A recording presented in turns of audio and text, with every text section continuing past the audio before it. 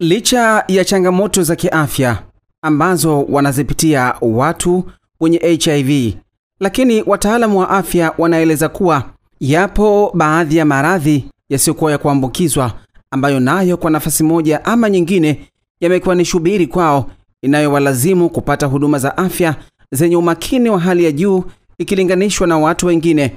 Ili kutafuta suluhu ya changamoto hiyo, Chuo Kikuu cha Afya na Sayansi Shirikishi Muhimbili kinaamua kukaa kikao kazi cha pamoja kati yake na wadau tofauti wa masuala ya utoaji wa huduma za afya kwa lengo la kutafuta suluhu ya namna iliyo bora ya kuwapatia matibabu kundi la watu wenye changamoto ya HIV. Tunafanya utafiti juu ya kuweza kuhuisha huduma za afya, kwa maana ya kwamba kwa kuanzia kuisha, sababu ukimwi na magonjwa yasiyoambukiza umekuwa ukiendelea kuwa ndio unaochukua gharama kubwa katika utoaji wa huduma. Kwa hiyo tulikuwa tunajaribu kuangalia ni jinsi gani tunaweza kuhuisha hizi huduma zikatolewa kwa watu wengi katika gharama nafuu.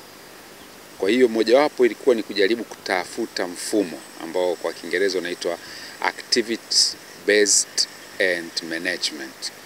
Kwa hiyo tunajaribu kuangalia gharama za utoaji wa huduma, lakini mifumo inayotoa hiyo huduma na muda unaotumika na maeneo gani ambayo sasa huduma kwa mfano za magonjwa yasiyoambukiza na ya ukimwi zinaweza kuungana zikatoa huduma.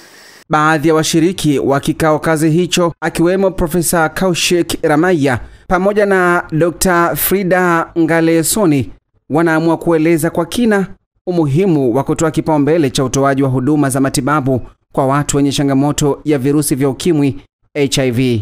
Tunakuta ni kwamba mgonjwa wa ukimwi amekuja kwenye kliniki ya ukimwi lakini ana ugonjwa ya blood pressure au amepata sukari au mafuta ya damu kimeongezeka au anapata shida la moyo au saratani au anapata stroke. Sasa hiyo ndio ilikuwa ni chanjo cha kuangalia kwamba namna gani tunaweza kufanya kliniki ya ushiriki ili tunaweza kutibu wagonjwa. Hata tunakuta mgonjwa anakuja kwenye ugonjwa katika kliniki ya ukimwi, anaambiwa haya ajili ya mambo ya pressure nenda kwenye kliniki kingine, ajili ya sukari nenda kwenye kliniki ya pili, ajili ya saratani nenda kwenye kliniki ya tatu. So tunaona ni kwamba pale katika primary care, kwenye mambo katika dispensary au health center au kwenye district hospital, kama tunaweza kuunganisha hizi services ziwe one stop clinic, kama tunasema chronic care clinics, then itatusaidia ku improve the efficiency, lakini pia itahakikisha kwamba wananchi wasipate shida ya kwenda kwa kliniki mbalimbali. Eneo moja ambalo tumeweza kuliangazia ni wapi sasa tunaweza wapima watoto wetu wenye ugonjwa wa sickle cell.